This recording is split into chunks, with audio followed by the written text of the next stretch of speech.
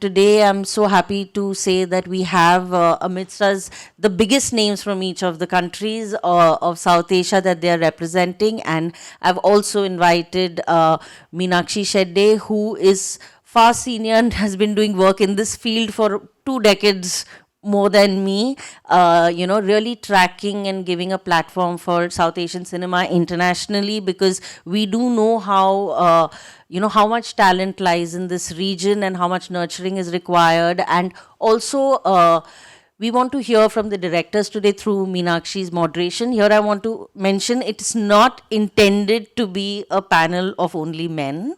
There, it was, we do, but it also, I'm sure in coming years, the women directors will get enough support to reach the level of, being able to have long careers within South Asia. And we did have Nishta Jain, who's a South Asian icon, who's had her screening, a very senior documentary filmmaker who was unfortunately unable to come today. And also Mr. Anand Patwardhan, whom we all know, who's screening his film here, has been unable to come today.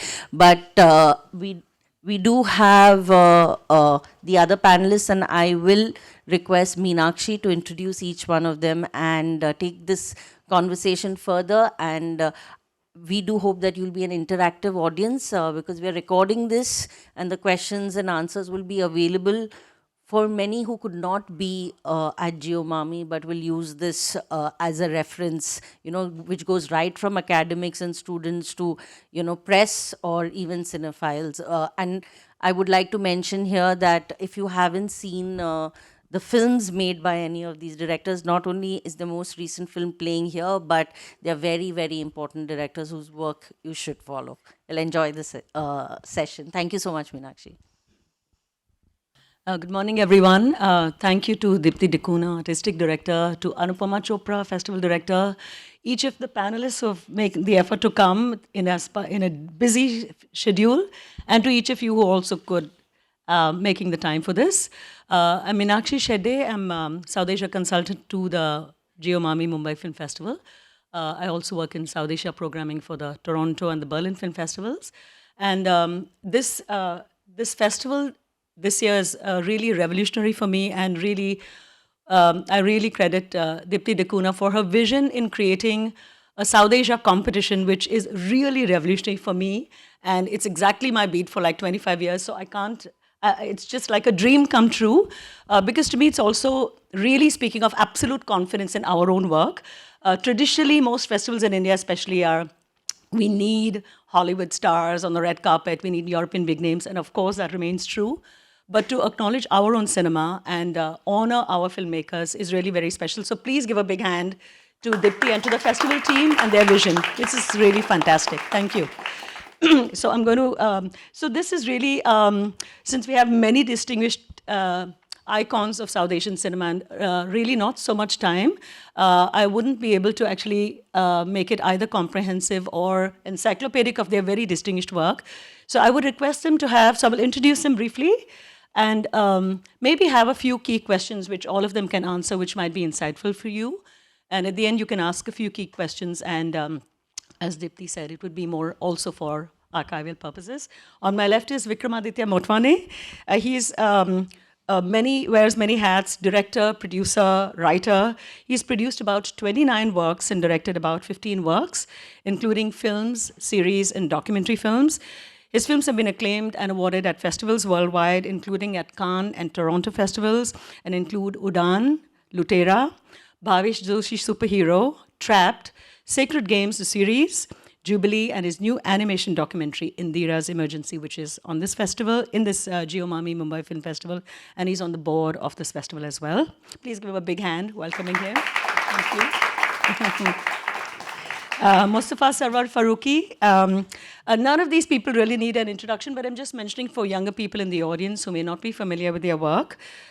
He's director, producer, writer. He's directed about 26 works, produced about 13 works, including films and series, which are also acclaimed, awarded at top festivals worldwide. Television was one of his films, which was a closing film at the Busan Festival. He made Do No Bed of Roses with our very beloved late Irfan Khan. He made No Man's Land, Bangladesh, US, Australia, collaboration, co-production. Made a series, a very strong, powerful feminist series, Ladies and Gentlemen. And he made now something like an autobiography, which played at Busan and is here at the Jio MAMI Mumbai Film Festival. Please give him a warm welcome. I'd like to mention here his wonderful, wonderful actress, star wife, Nusrat Imroz Tisha, who is also here at our festival. I don't know if she's here at the audience, not. She's also here with, she's also the star of Mujib, the Making of a Nation by Sham Benegal, and big release opening this week. And also, I mean, they have had a long relationship, working relationship with India, which we can also explore later. And then comes Prasanna Vithanage, very senior director. He is director, producer, writer from Sri Lanka. He has a body of work of about 11 films acclaimed at top festivals worldwide, including, you have to, I apologize if I mispronounce, but I really want to honor it in the original language, Purahanda Kaluara, Death on a Full Moon Day, Ira Madiyama, August Sun, Akashakusum, Flowers of the Sky, Oba Natua, Oba Ekka, With You, Without You, which is a lot of his films are Indo-Sri Lankan co-productions, Silence in the Courts, Her, Him, The Other, Gadi, Children of the Sun, and now Paradise, fresh from its win of the Kim Ji-seok Award at the Busan Film Festival, and now at the Jio MAMI Mumbai Film Festival. Very, very, very interesting. Again, a collaboration between Sri Lanka, India, and the US. So very interesting how they are, all of our neighbors are expanding their markets and finding new audiences. He's always been very inventive and resourceful. And not only does he have a US producer, but it was also presented by Madras Talkies. So many, many feathers in his hat. Please give him a warm welcome. We have Gurvinder Singh, who has a body of about 6 films which are acclaimed and awarded at top festivals worldwide, including Cannes and Venice, including Anhe Goreda Dan, Arms for a Blind Horse, Chauthi Koot, Fourth Direction, Khanor, Bitter Chestnut, Ad Chanini Raat, Crescent Night, and now his new documentary, Trolley Times, on the farmers' protest movement, which is currently showing at the Jio MAMI Film Festival. Please give him a very warm welcome. And Nabin Subadai from Nepal. He's director and writer of about 15 works, including Numafung, Goodbye Kathmandu, a very popular series Dalan on Dalit issues, and now Gao, Ayeko, Bato, A Road to a Village, that had a triple whammy. It was at the Toronto Film Festival, TIFF, it was at Busan, and now at the Jio MAMI Film Festival. Please give him a very big hand. This is wonderful. I would also like to acknowledge, I think there should be in the audience, his Hong Kong-based producer, Amod Rai. Will you please stand up and, yeah, we'd like to know who you are. Thank you. Pashupati Rai, lead actress, is she here? Please stand up. We'd like to welcome you. And anyone else from the team. All the other team members who are here also for joining us. Thank you very much.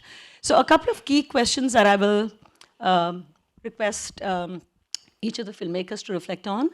I think I'd like to ask them a few, 2 or 3 films that were the most successful in their careers or were the most awful, horrific failures, how they dealt with those challenges, what lessons they learned.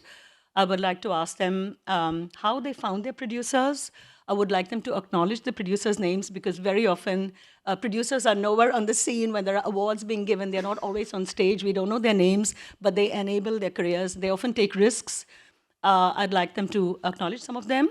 I'd like you to reflect on share us a little about how you found your distributors and your audiences in your home countries, in India, overseas, what you learned from those lessons learned from them, and also to name your distributors, so we also would like to acknowledge them.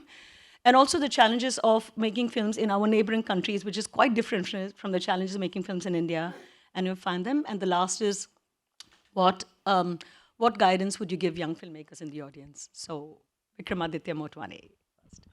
That's a lot. Yeah, all of those together. Yeah. I mean, just flow, and then everyone can respond.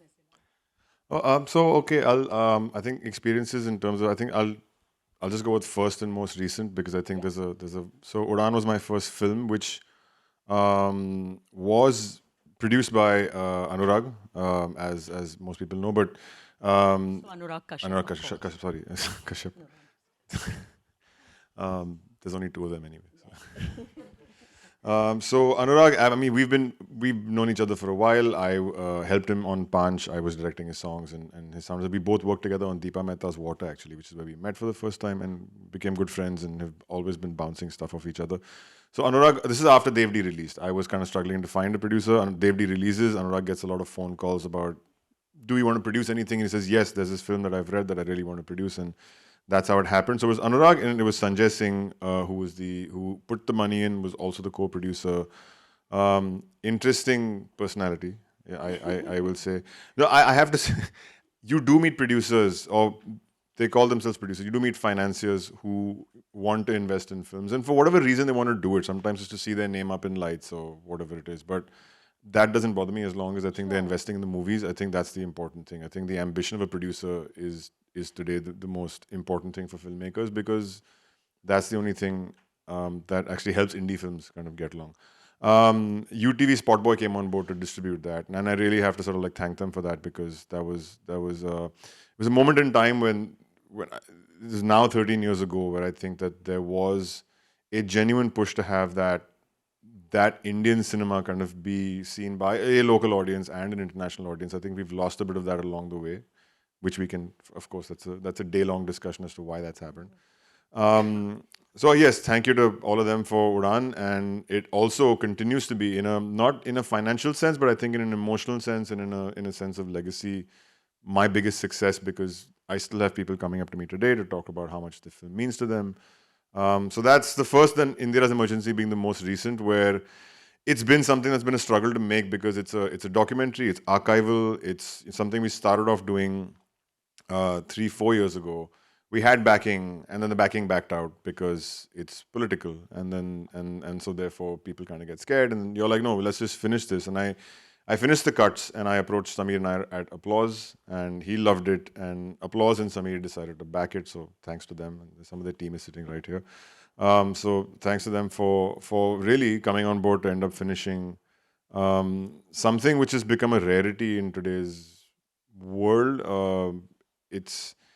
I think there's a lot of wonderful films. Sorry, can you tell us a little about it? Because I'm not sure everyone has seen it, and it's deeply political and very daring. So tell us a little about it. So Indira's Emergency it's actually started off as a 3-part series, which we wanted to make about the emergency, which with only archival footage and with some animation to fill in the gaps of the moments that I think were very, very important and as to why they got made. So it's something that I was kind of steadfast to say, I don't want to do a talking heads docu. I wanted to do something with archival, something with, phone calls that we've had speaking to people, and have animation fill in those. As I said. So the version screening at Mami is a film version, which has sort of made the 3 episodes into 3 chapters. But it's a pretty in-depth, almost kind of pop culture-ish sort of like look at the emergency in a sense of like, what would you do if you had to sort of like really put someone who had either no clue about it to just sit down and watch it and be almost, borderline entertained for about an hour, because it is a very entertaining period in India's history if you have to see it from that lens. The 50 years, I think, helps us sort of look at it from a slightly entertaining perspective. But also, it's a great deep dive for people who are history buffs, who have which is exactly what I was when I was like, okay, I want to make this. And the more research we did, we got into it. It was wonderful. So please, it's screening on the 3rd at Regal if anyone wants to go see it. Thank you for sharing that. We could, of course, have questions, I think, a little later after we have a first round, and we would really welcome that as well. Farooki, please. You want me to, you're kind of, actually, it's really about your career journeys and a few key points. I actually forgot the questions because I was so sincerely listening to Vikramaditya. Yeah, it happens. I forgot the question paper. Okay, let me try to remember what is the question. Okay, so I started my career, I start with what are the challenges in Bangladesh. So the biggest challenge is actually India. India as in like, we know that India is a big filmmaking country. And so because of Indian filmmaking, like 2 kinds of filmmaking, one is Bollywood and the other one is Kolkata art house.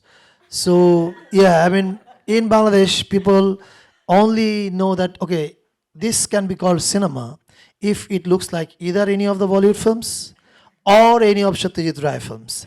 So this was dangerous, but I think we are post-90s generation.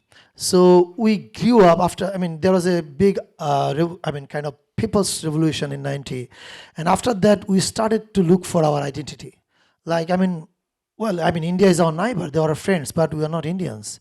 We have our own way of expressing our emotions, our own way of telling our stories. Then why don't we have this in our cinema? And then we started telling stories on television. Television as in like for series and whatever, with 200,000 taka budget, like a shoestring. But then this really helped us. It helped us grow a huge young audience in Bangladesh. I'm just a filmmaker. I don't deserve this, but if I go out on the street, people flock to me, come to take selfies, which is all, it all belongs to that television revolution. And this is the audience, they actually followed us in theater. So when we started making films for theater, surprisingly, those were like housefuls and people are fighting for tickets. And I clearly remember in 2010, when I was screening my film Third Person Singular, so there was a NetPack seminar there. So Philip Chi asked us, all the filmmakers, he invited 10 filmmakers from 10 different countries of Asia. He said, can you please make a 3-minute or 5-minute short documentary or short film, whatever, on the climate of your filmmaking scene in Bangladesh, or in your country. So at the time, Third Person got released and I was being bashed heavily. One group was saying that this guy is blasphemous. And other group was saying, oh, he's a great guy. And I didn't understand what am I, because I was totally confused seeing these reactions. Then I decided, okay, fine, let's do it. Let's make a short docu-fiction on the reactions that I'm getting. And I recorded it, and in that short docu-fiction, there was clippings where thousands of people are going to the theaters fighting for tickets. So when they watched it in Rotterdam, after the seminar, Philip Che came to me and said, Farooki, do you want me to believe that this many people can go to watch Third Person Singular? I said, yeah, they did.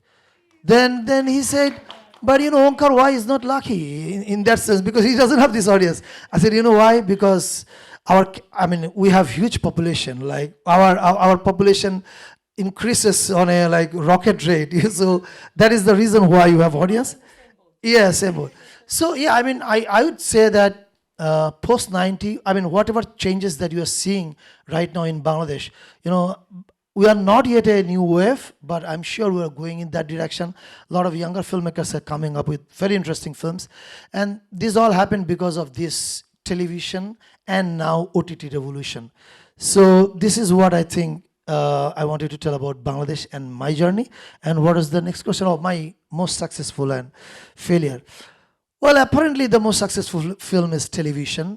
It is because it got huge international success. It was the closing film of Busan, got grand jury from APSA and many other festivals, Dubai and others. Failure, I don't know. Can you make a moment? For those who haven't seen it, I just want to share. It's an exquisite film. It's one of my favorite films. But essentially, it's about, it's actually taking on Islamic fundamentalism in a very delicate, satirical, very, very funny way. And that's a real skill and really courageous in his country. Please give him a very big hand for extraordinary courage. Oh, thank you. And doing it so cleverly. Please continue. And as for failure, I wouldn't say failure, because I think as an artist, our job is we are the witness of time and space.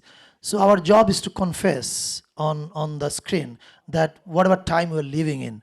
So, we are just confessing. So there is nothing called success or failure. But if I have to say, what are the films that really gave me hard times? I think last 5 years, all my films gave me hard times. As you know, Meenakshi, that I can't release my films in Bangladesh. And also, not only Bangladesh, South Asia is growing, is becoming very strict. I don't want to use the word fascist, but it's up to you what you want to use. But I think we're going in the very wrong direction, and which is why I made, two of my last films are really struggling. One is Saturday Afternoon, which is banned in Bangladesh, and the other one is No Lands Man, which I have not submitted to any censor board, not in India, not in Bangladesh, because maybe I'm waiting for the right time to submit it, because I don't want this to be blocked again. And the fact that I've been suffering for the last 5 years, I decided to do something. I decided to make a film that will reflect this suffering, and which is why I made something like an autobiography. which screened here at the Mami, and I really loved the screening because in the Q&A, audiences, they made me cry 4 times. I said, no more, I can't take it anymore. We have a screening today. Let's see how it goes. Mr. Prasanna Vithanage, please. So Sri Lanka liberalized the economy, I think a decade before India. I'm saying this as a background to the film industry of Sri Lanka. Like Iran and other Soviet bloc countries, the Sri Lankan film industry was completely under the government, and the distribution was done by the government. The theaters were owned by the private people, but the distribution completely under government. But there are good things about it also. My previous generation was able to get a lot of funding from the government, I mean, on the merit of the script. But when I joined the film industry in 1991, in an open economy, they closed this film corporation, like your NFDZ in India, was, I mean, it was functioning but malfunctioning because they couldn't, it was not compatible to work under, let's say, neoliberal and open economic system for the government institutions. So now in Sri Lanka, it's run by oligopoly. Few people are run the distribution. Now it's given to few people. So I come in that, I mean, my base of my filmmaking comes how to cope up with the times. And I don't have to say to you that in Sri Lanka, you may have already, you know that we have been living under 35 years of civil war. Then now, last year, April, Sri Lanka was declared bankrupt. Government declared bankruptcy. So then I don't have to tell more about how low for the film funding. In austerity economic situation, the first thing to get cut in any country is culture. And anywhere you go to work, I mean, when you have travel, they say regarding film festival. That's why the Mami and these film festivals are important. They say how it's very difficult to function with the tax, I mean, the cuts, funding cuts. So I have been very lucky, I must say, when it's come to India. Indian Hindi films are not doing so well in Sri Lanka now. Only one person is doing well. I don't have to name the person. Of course, Mr. Shah Rukh Khan. Apart from his, What about Rajnikant? Rajnikant is Tamilian, and we have 12% of Sri Lankan speak Tamil language. So naturally, Rajnikant or Vijay or Ajit, or those are, I mean, household names, and even other ethnic communities watch their movies. And apart from that, the most challenging thing in my part of the world is hatred. Ethnic communities polarized by the politicians for their ulterior motives, for their vote banks. Now here also, we say it's South Asian Film Festival, but I don't see any films by Pakistan. So you cannot call it South Asian Film Festival. So this is the politics in my country. So it's like, it's the George Bush doctrine. If you are with us, either you are with us, or either you are with terrorists. So during, in my career, I have made 3 films on the ethnic issues. And luckily, I got funding from India, Delhi Film Archive, a group based in Delhi, documentary filmmaker Rahul Roy and Shrikar Prasad, the famous film editor, and now for my film for Newton Cinema from Cochin. So I have been lucky, but otherwise, at the moment in Sri Lanka, for the young filmmakers, the most difficult thing is funding. So I think it's the cooperation regarding, South Asia. We cannot dream of a European Union. Of course, we know that because of the European Union, how the European countries, there was a resurgence in filmmaking with a single monetary unit. I don't think for Pakistan and India it will be possible in near future, and it affects us also. So whatever we talk, it's when it's come to at least this is good when it's come to the not distribution, but this kind of a cooperation when like creating platform like Mami, and I hope in other film festivals in India will not politicize.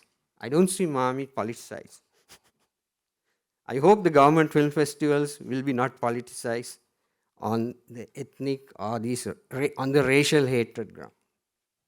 That's it.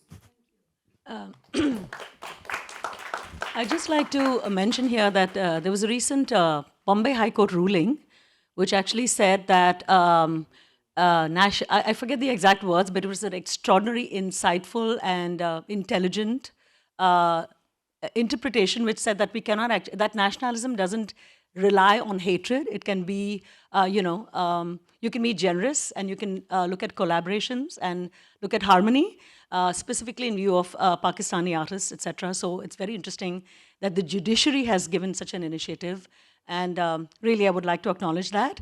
But also, I don't know, I can't really see everyone in the audience. So there's also been a recent a collaboration between Z and Applause, which is actually looking at, is there anyone here from there? Can you please, please stand up and tell us your names and so we can acknowledge you. I can't see, please stand up. Which is actually looking at producing films in and from South Asia, which is really a wonderful private initiative. Please stand up and share your names. And please stand up, we'd really like to acknowledge it. Tell us your names. Okay, and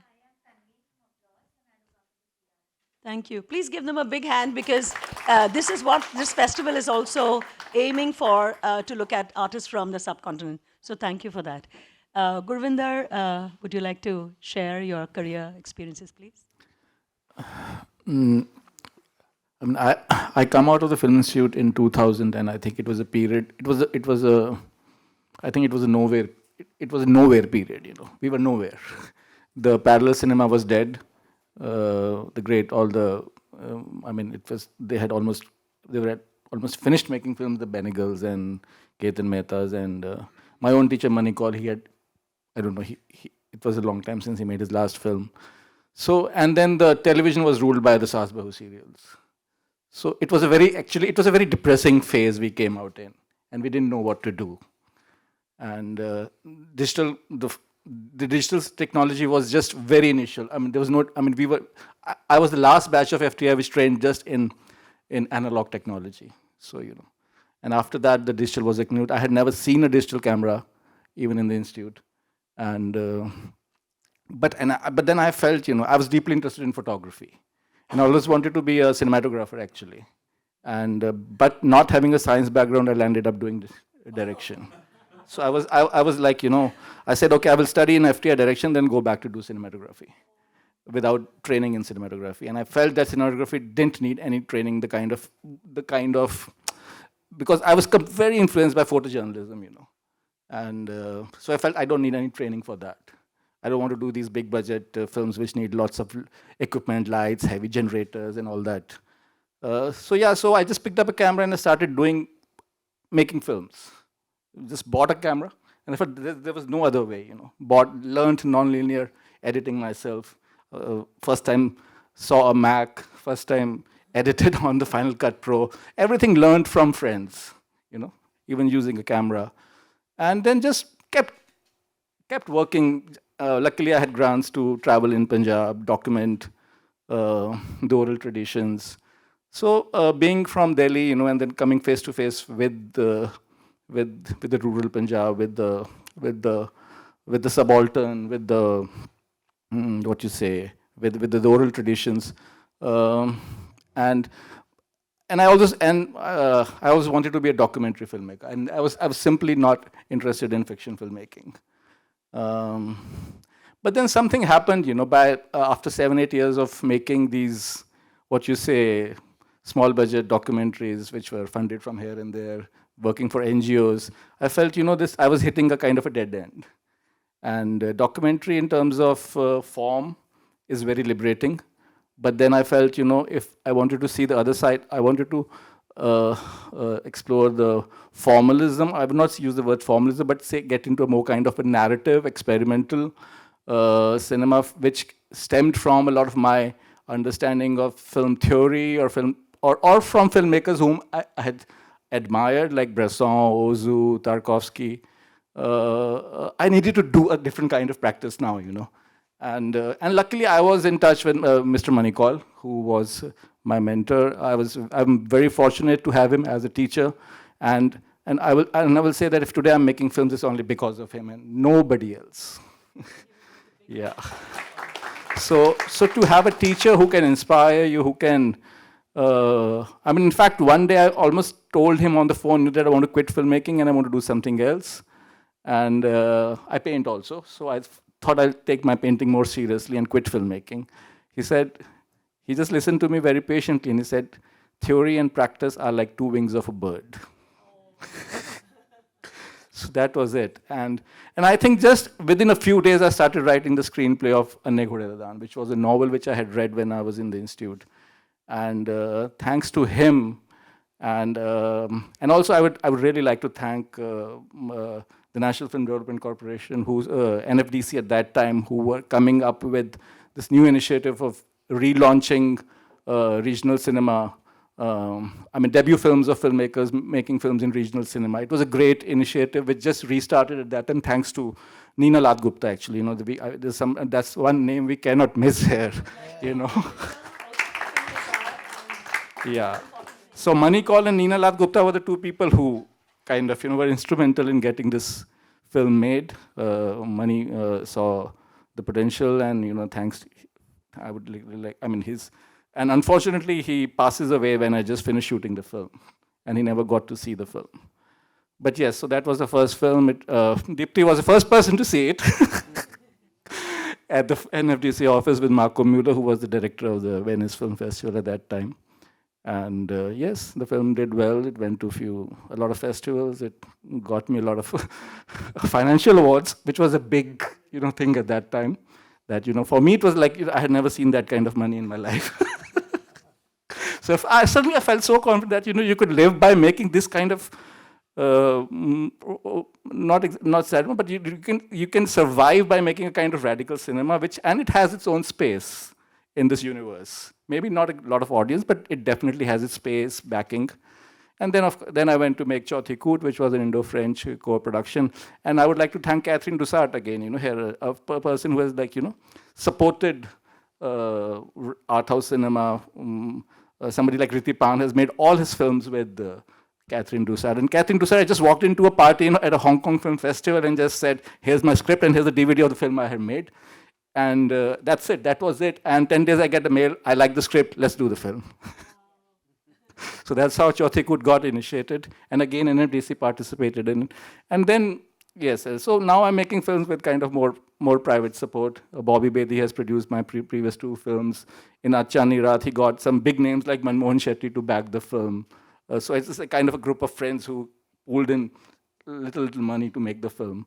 But the challenge remains distribution. Distribution remains a big challenge, especially for somebody like me who's making films in a regional language which does not have any art house. You are lucky, to be making, at least you are making films in Bangla, which has a great long tradition, from Ray or whatever.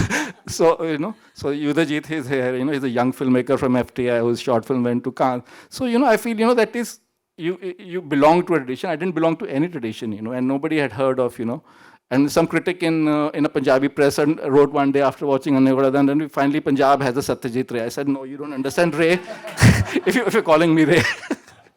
And neither you understand my film.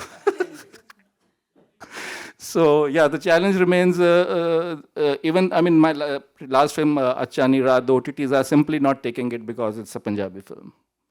If it was in Hindi, they would have blindly taken the film.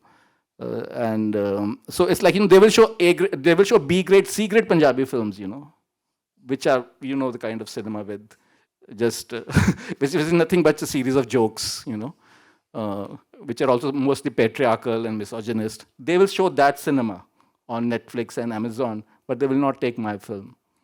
That is a serious, I think critique of. So OTT, when everybody was like, when Yes Chauthikut was in Netflix, but then you don't have those many views, so 3 years later you are taken off. Same was with Ane Godadan. They don't repeat your film after that. And we really felt, with OTT we had a distribution platform, and we could, and this was a new platform to a new medium to showcase our films. But then, I feel like we are back to square one. I mean, the filmmakers of the new wave used to complain that there's no distribution in new dedicated theaters. Now we complain that the OTTs don't take our films, or don't pay that much. They pay. I'm sorry to say, take some names, but Mubi has offered to take my films, but the kind of money they're offering, it's a shame. Sorry, Mubi, but I'm taking this name here, but you really, we cannot sell. No producer will sell the film for that kind of an amount, which they offer. And Sorry, I just want a little clarity on a very important and sensitive issue, which in a way actually is language fascism. But I wanted to ask you, is this something that you understood by a discussion with them, or an assumption that because it wasn't in Hindi, with whoever you spoke to for streaming, that you felt that because it was Punjabi, it's... No, it's not. There's no direct conversation, and the conversation is always through an agent. That's another issue, So what is the conversation the agent is having with the OTT? We don't know. We are not in the picture anywhere. But there is no other reason, Even for next Mami. There was a case where Amazon had taken an Odia film, and suddenly they realized that Odia is not supposed to be on their list of films, and the film was withdrawn after 10 days. This is a case. How can a film not? How can a language spoken by this language of a state not be on the list? So I really appeal to through this platform to do it is to kind of just have more confidence in the audience. They did, and not just be driven by numbers or. So there's just simply lack of. They think the Punjabi audience will not watch my film. I think everybody will come on board and watch the film. And there's a huge a diaspora audience also which they can reach. So why not? What is the reluctance? And and these are small budget films. We are not like asking for 20-30 crores, We're asking for maybe 2-3. So, and success and failure, I think I have yet to make a film which is successful, and I'm yet to make a film which is failure. Thank you. For sharing. I just also wanted to take up a point from what Gurvinder just shared. This is really ironic and tragic, because in this one country alone, we make films in 55 languages and dialects in one country, which is way more than the film languages of the whole of the European Union subcontinent, which speaks of so much richness of storytelling in this country, but also for very splintered regional markets, which of course is a challenge to cross. But yeah, thank you for sharing that, Gurvinder. Nabin Dai, would you like to share your insights, please? Yeah, thank you, Meenakshi. First of all, please bear with my English. As Farooki said that, we are also very much influenced by Bollywood and, pressurized by Bollywood in market-wise and, in each and every aspect.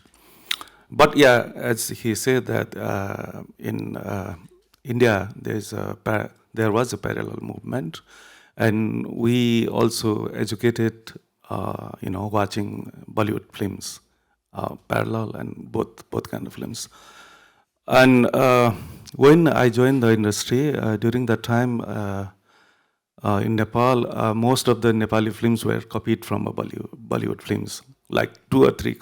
Like the producer will come and give you 3 cassettes, and okay, from here and from here, just copy it and paste it and make it something like that. So I have also worked on those kind of films as a assistant director.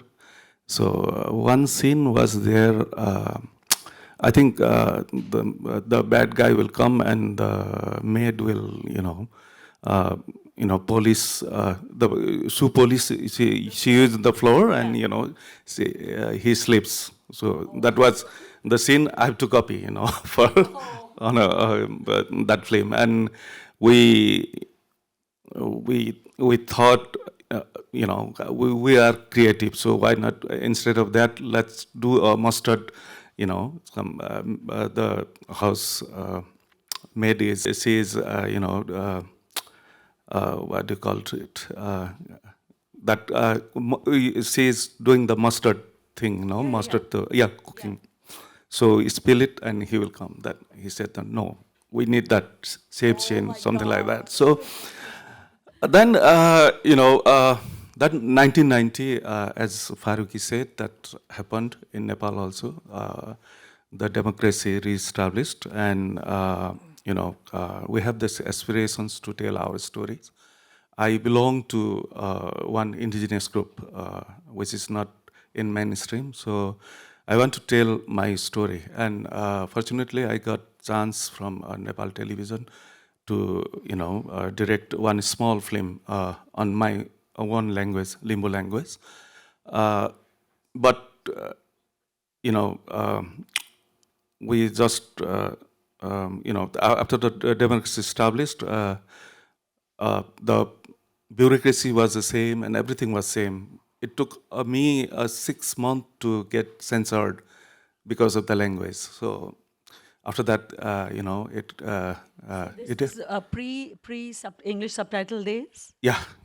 And then it aired, and some of friends liked it, and one of my friend, his name is Sundar Joshi. Now he lives in US, and he came. Okay, let's do another project. It's about mountaineers. So it's I think 1995, 94. I made this film on mountaineers, and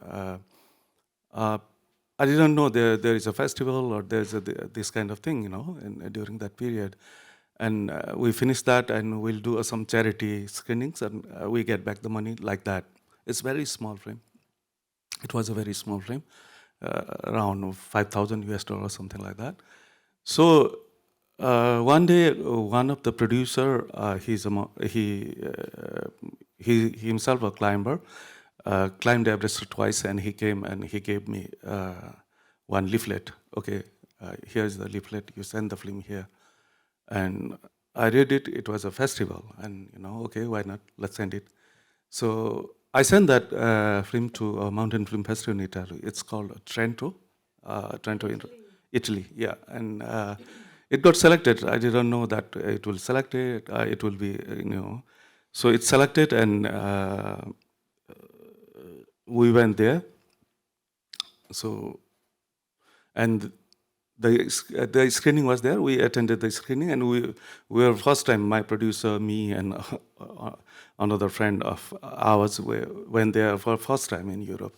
Who will stay in the festival? We went to travel around Rome and here and there, and when we back, and there's some buzz about our film, and it got mentioned there, and. Suddenly, one archive, Torino archive, from Torino archive, one guy came and he wanted to archive the film, and I said, okay, just do it. You just copy and do it.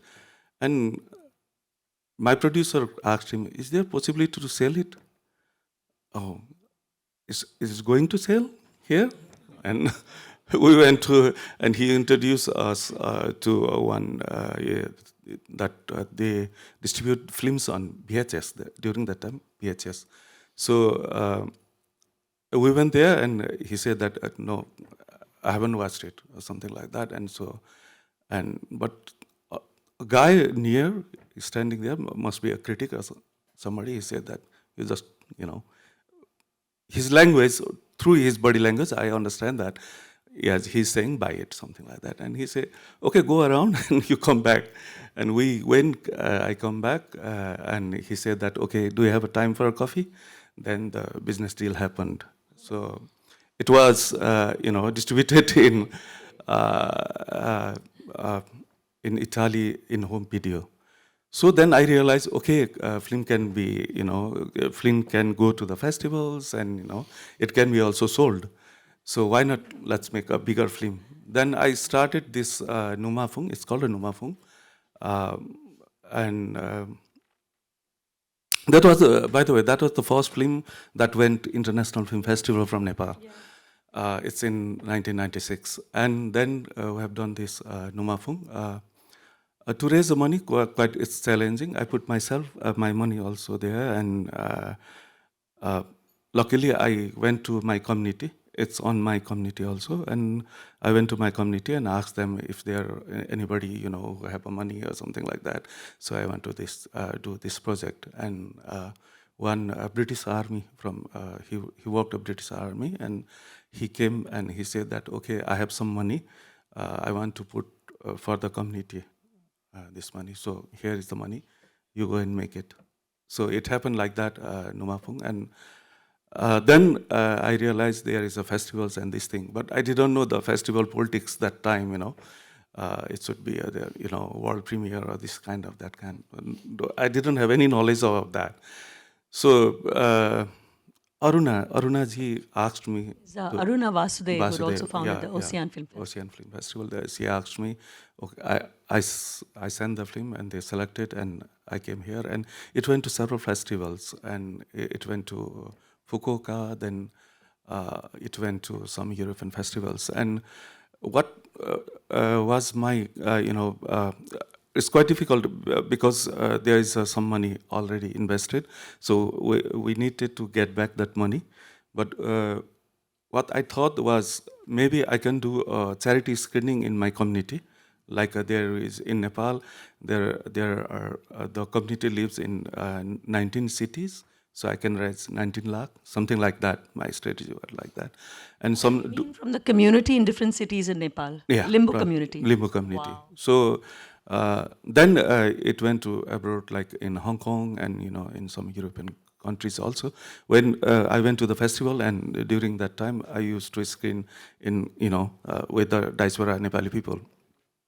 So we went to Visual. France. In France, yeah. We went there, and we got a jury award there for Numafung. And I was doing some small screenings, same kind of screenings in diaspora. And I went to Switzerland, and I didn't know that guy, And the place also, and a friend of mine was, organizing all this event. And she said that, okay, there are some people, they are coming from 70 kilometers, 80 kilometers from far away or something like that. And it was a very small venue like this. And the guy was, he himself giving a ticket and selling a tea and this thing and that thing. And he watched the film there, and after watching, he finished the screening, he came to me and, do you have time for, lunch? Lunch? Okay, why not free lunch? And I said, yes. And that was the another, he distributed in Europe. Can you share the names of some of them? Trigon Films. From Switzerland. Yeah, that film. And that guy said that because I earn money from Lagan, so I'm putting that money to you. Something like that. So it started like that. And and between, because the I don't know how to use the word, maybe dominance, Bollywood dominance is so so strong there. So only few people we were making different, our local were working on our local issues, local stories, telling local stories. So I thought maybe I should some more time to encourage young filmmakers. So I spent more 5 or 6 years for that. We started an indigenous film archive. We trained a lot of filmmakers. Now they are very successful in mainstream and even in doing art house cinemas. Then. So I'll pause you for a moment. So Nabin has had not only this indigenous filmmakers archive, he also has an indigenous film festival. So this is like, I find very generous, because many of them have actually nurtured other filmmakers as well, who in theory would be competitors to them, but their generosity also for Chabiyal and so many of you nurturing younger filmmakers so that there is a larger movement that goes forward. So I'd like to acknowledge Yeah, that. and after a few years spending there, I realized that it's not my work. I'm a filmmaker. I have to tell my story. So then, Would you like to tell us about this recent success, because it's extraordinary, really, yeah, of Gawa Ayeko then Bato? I produced with my friend who organized one screening in Denver, I think. Nepali guy works in IT, and he came back and he said that let's make a film. So we have done that Goodbye Kathmandu, which was in Busan, Kim Ji-suk Award. So it also won a NetPark in Kolkata. But yeah, we couldn't release that in Nepali theaters. Then during that time, I came to, when I'm coming back, I visited Hong Kong and I met Ahmad. Ahmad was working on minorities issues and educations, and he is very fond of, how to tell our own stories to global audience. So we sit together, and by the way, the Goodbye Kathmandu was crowdfunded film.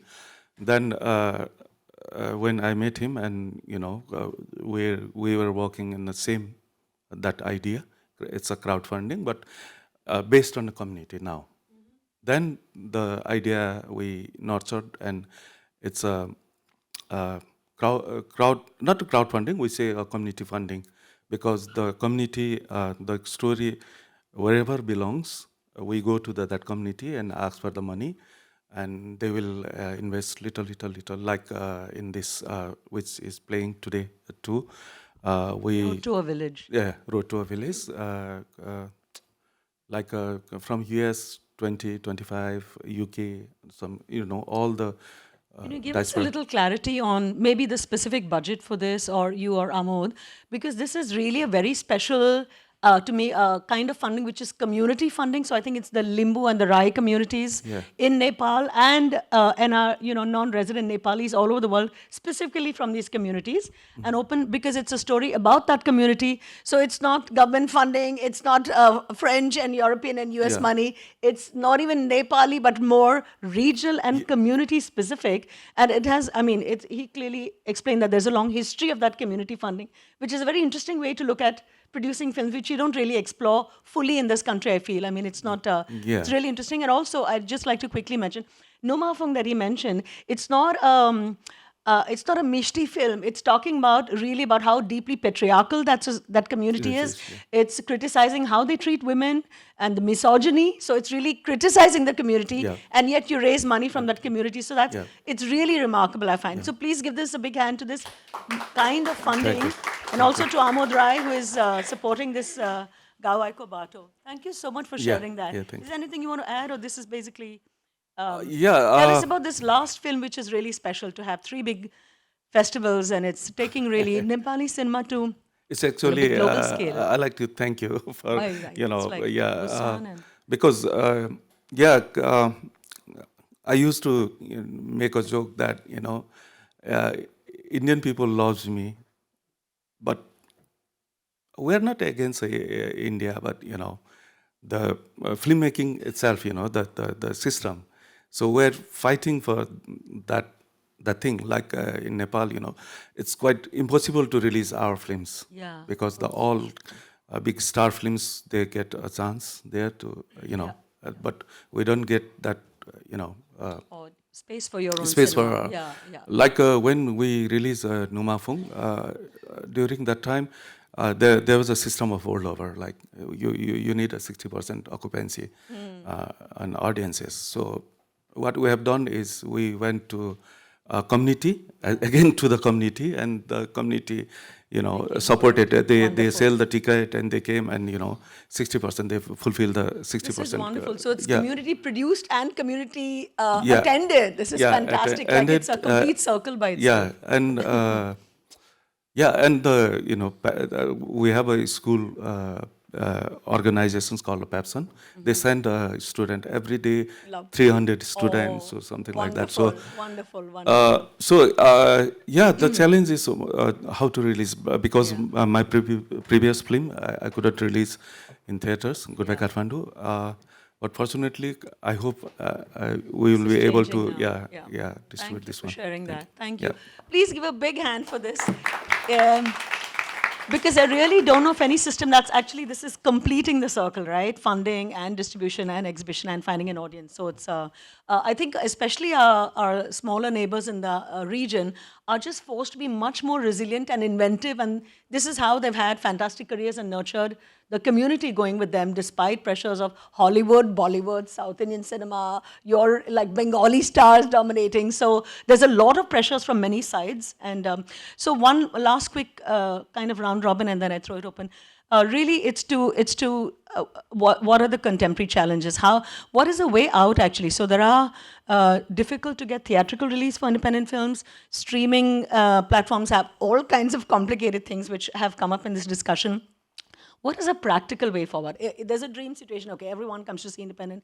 That's not going to happen. What do you think is a practical way out? And what advice would you give young filmmakers in the audience on starting their careers? You know, as I think everybody said, but also what Gurvinder said is the fact that it's, I mean, to put it mildly, it's a bit of a shit show when it comes to indie distribution, theatrical and in streaming. The streamers are in what they call a growth phase. Therefore, they want to be able to have as much content as they want, as can end up getting numbers, and those numbers will then translate to something. We just don't have the screens to be able to sustain independent cinema in this country. Unfortunately, that's your per screen per. I think it's like 100,000 people for.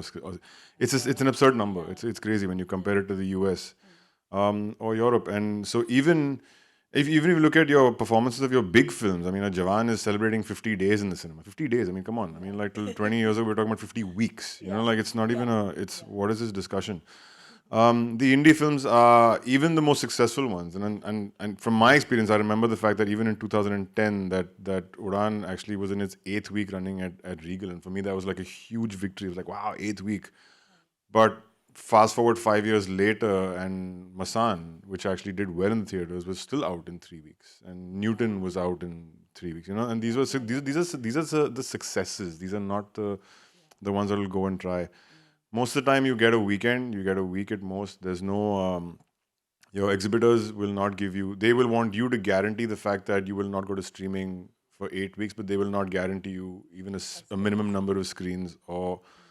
So it is very, very hard to distribute. Then you need marketing money, then you need all that kind of stuff. And it's the same with the streamer. So, I think what does, and again, this is a much longer discussion, which I think it's reached a bit of a crisis point as to like what one can do. I've seen some wonderful films this year and in the last 3 years coming out of India specifically. Tragically, none of those will actually get a release, and that is the tragedy here. I think a lot of it needs. We don't have state support. We need high net worth individual support. We need people to sort of come out there and make the films. I mean, those people also back the distribution of the films. You need some. It's the way A24 works for the Indian for indie cinema, and the fact that there is a brand name associated with that, which can then sort of guarantee the fact that you may not know the filmmaker, you may not know the genre, but the A24 name gives you.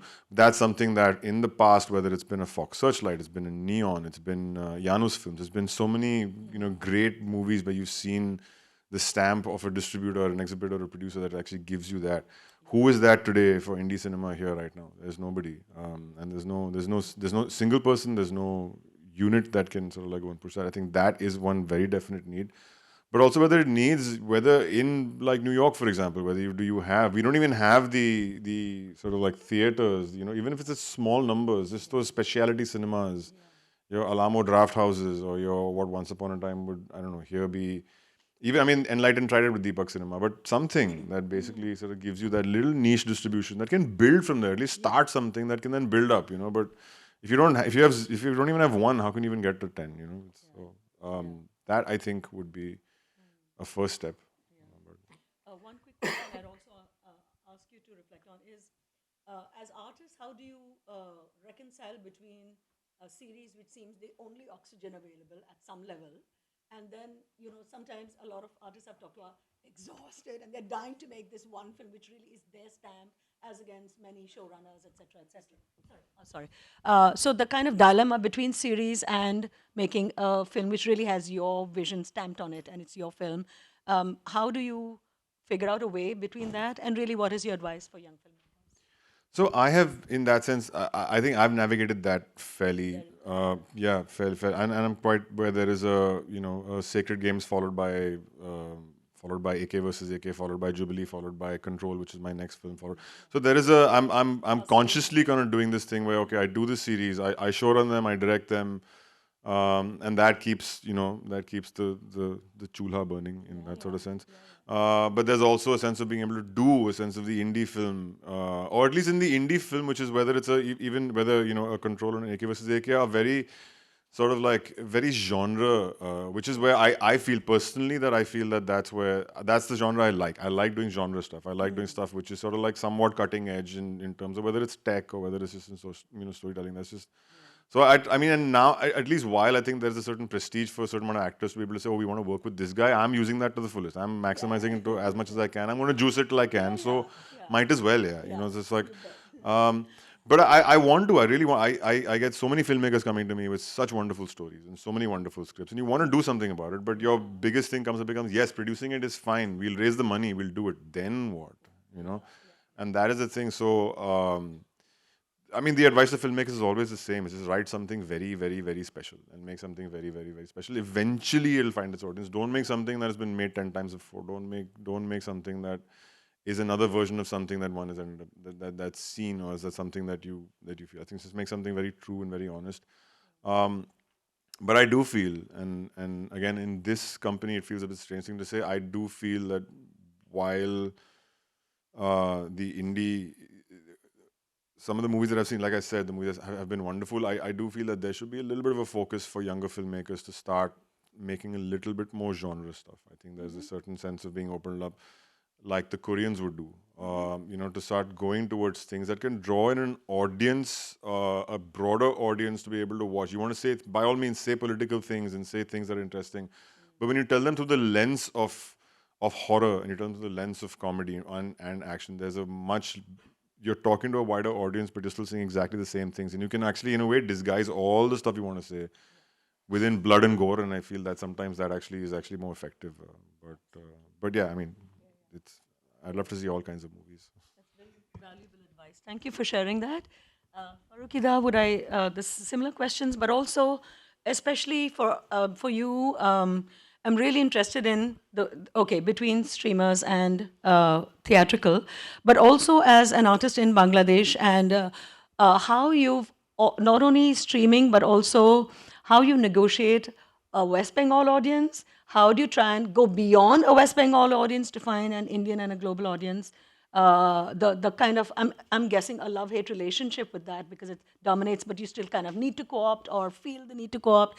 There's Anindo in the audience who can also Chorki. So streaming sites here, streaming sites in Bangladesh, what do you get out of each? Can you tell us a little about that? That's really precious, because we will also get lessons how we're also looking at, everyone's looking at, dreaming of a global audience. So your challenge is more intense. Yeah, true.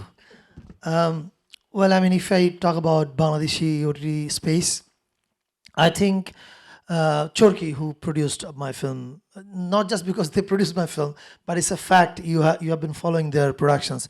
They're doing amazing stuffs, as in they are doing really original stuffs. I mean, for OTT, you have Netflix, which is mostly Netflix India, actually. In Bangladesh, I mean, Bangladeshi people consume Netflix Indian content more than Netflix America, I'm sure. And then you have Amazon Prime, Sony Live, many other big players. So where does this Bangladeshi OTT place them? And I think Chorki found the right space. Chorki looked for original Bangladeshi stuffs, which you'll never find in Netflix, Amazon Prime, Sony Live. No. I mean, the Bangladeshi humor that we can do, you will not find it on Netflix. So Chorki wanted to tap into that uniqueness. I'm not a Chorki guy, but this is what I could feel from seeing their programming. And also, I've been talking to them because I've been producing this 12 films anthology, as you know, Ministry of Love, we decided to make 12 films that deals more or less with love, because in Bangladesh it's not a great time to tell any other stories. But then again, like something like an autobiography is part of Ministry of Love. But in day before yesterday's Q&A, one girl asked me this question. Well, this seems to be a love story, but to me this is a political story. Then I said, oh, love is political. That's why. It's simple. So I think Chorki or whoever Bengali-speaking OTTs, they are trying to actually tap into that unique Bangla thing, because there are about 30 crore Bengali-speaking people all over the world, in America, in Canada, Australia. So I am sure Chorki or Hoichoi from this part of India, they are trying to tap into this audience. And if you can really go to your audience with your story, even if that audience, see, the beauty of OTT is they can watch Shah Rukh Khan today and next morning they can watch your story. And what they will get from your story, if it is original, authentic, then they will not get it in Shah Rukh Khan's film. You know what I mean? So I think this is where we have to tap into. And as for the filmmakers, I'm still a young filmmaker. I don't know why Meenakshi is saying, give advice to the younger filmmakers. I meant you are nurturing. You are nurturing so many with you. That's only in the creative sense. So yeah, I think that's the only thing, that tell your story that they will not find in anybody else's film, and that's the only way you can go for it. A little bit about how there has been this quite some decades of collaboration between West Bengal and Bangladesh, and a lot of co-productions, but I'm not really sure they benefit Bangladesh as much as they benefit West Bengal producers, audiences, whatever. Can you tell us, this is also for our neighboring, who tried in their own way to find collaboration across the border in that immediate state, or tell us a little bit about that, how that works for you or against you? Strangely, co-production between Bangladesh and West Bengal did not work well. Somehow, if you set a story in Bangladesh, and if Bangladeshi people start calling a character like Kala, the West Bengal people cannot connect because they call it Pishi. And same happens with West Bengal story. If you set a story in West Bengal, new film with big stars, if you release it in Bangladesh, they can't relate because who's Pishi? You know what I mean? So this is a cultural thing that we have between us. I don't know how to go beyond this. Maybe one way would be like, don't try to actually sell West Bengal story to Bangladesh or Bangladeshi story to West Bengal. Make Bangladeshi story for Bangladeshi audience, but of course these days, like, we watch Korean content, right? I'm sure, in day before yesterday's I saw many people who watched my films. I don't know how. So which means that these days you can really go beyond your border. But if we as a filmmaker have to think too much about how can I tap into West Bengal audience, then I think we are going to make mistakes. Then my film will not be my film. So that's the problem. Yeah. Let's see where it goes. This also, I just wanted to just underline that the South Asian market, I feel, is hugely untapped, undeveloped. It's 25% of the world's population. 25% of the world's population is a hell of a lot. Also, locally, but also diaspora is massive, and it's largely untapped because I think in our heads, we don't see ourselves as South Asians. Yeah. We are Indian, or we are Bangla, or we are Assamese, or we are Tamilians. That also affects me deeply in programming because we never see ourselves as a larger audience and a region that is ours, right? It's them, it's layers of separation. Those 6 degrees never seem to go away. But even as a programmer, I'm always a South Asian. I've never seen myself as an Indian because there's such richness in our subcontinent. It's really a very deeply shared culture, right? Shared values, shared many things. We need to use this phrase more and more and more. Yes, we have to see it. But Meenakshi, may I say something? By and large, our masses, they are not interested in consuming other cultures. They're not interested. A Punjabi will not watch a Tamilian film, A Tamilian will not watch a Odia film or a Bengali film, We are only talking of a very niche audience, who are interested in cinema or, whether academically or culturally, who consume art. But our masses are simply not interested, in India, we don't see any kind of cross interest in other cultures, in watching cinema, or even literature. Literature, of course, one can only access through translation. The other problem is, people don't watch films with subtitles. They can't watch films with subtitles. So there is the limitation, and we have to work with those limitations, And in fact, there's nothing like, there is a Bollywood cinema which I can say perhaps, is a kind of, it's a cultural industry, which is consumed by and large by the entire nation, and also by the neighboring states. But when it comes to regional cinema, it's regional cinema. All regional cinemas are like cultural industries within their own region. They don't impact other regions. So I don't know how we can cross this. Make other people from different regions interested in different. Sure. In Europe, I don't think perhaps that's as big a challenge Yeah. as it is with us. That's true. It's very, very uniquely, yeah. I'll just share a tiny insight just that comes from programming and just being lucky enough to work with Berlin. So this finding audiences for independent cinema is a challenge worldwide, no question about it. But one of the lovely things about Berlin, which I so deeply appreciate, it's one of the very few A-list festivals in the world that actually has a section called Generation for children and young adults as part of its official selection. They're not some bacha section in some corner, some country cousin. Okay, something also for the bachas. It's part of official selection. And I love the reasoning why they say these are our audiences of tomorrow. And this is how they treat them, yeah?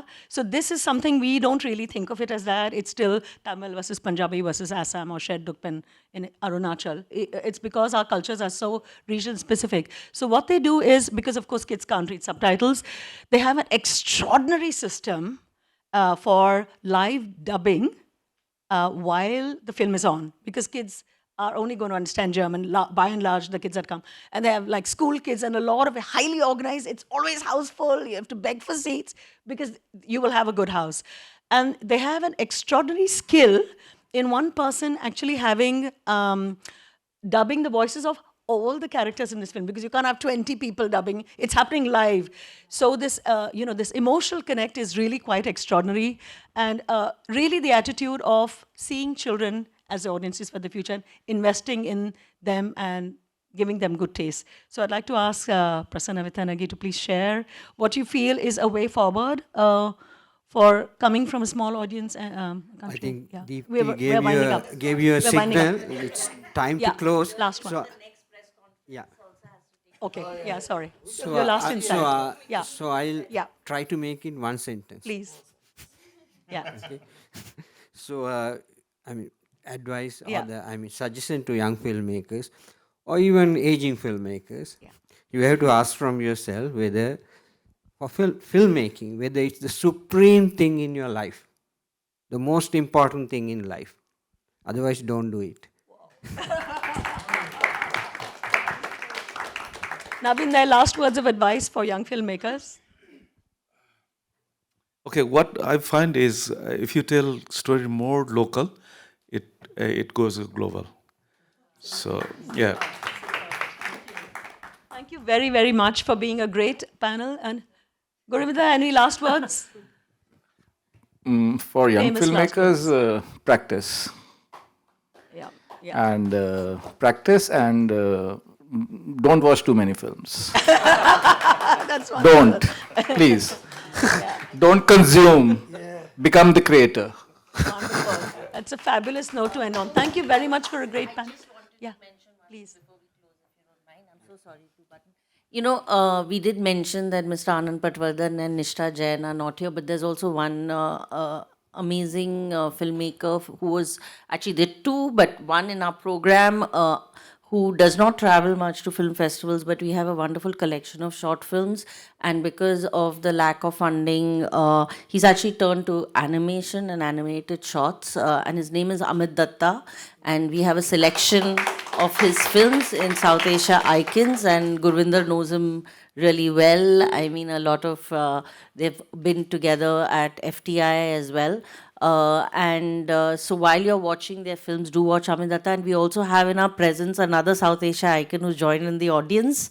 Paban is here with us. And Please stand up. Paban I think all of us know us. He's also, apart from being recognized internationally for the documentary films he made, and now getting into, docu-fiction and actually documenting Northeast India in very important ways. For us at Mami is very special because he is a winner at Mami with Lady of the Lake, a film that really blew up when it was in its competition section. And we don't have him on the panel here, but he's showing his film Nine Hills, One Valley, which is from the recap section. And Pawan's films are always at Mami, so I want to thank Pawan for it. And all the filmmakers are available around the venue. Please do catch them, have a few words. And Meenakshi, I'm so sorry to cut this short. This could have gone on for really long, but we do have our young filmmakers also having the next press conference from the competition section. So thank you so very much. Thank you. Thank you to all of you.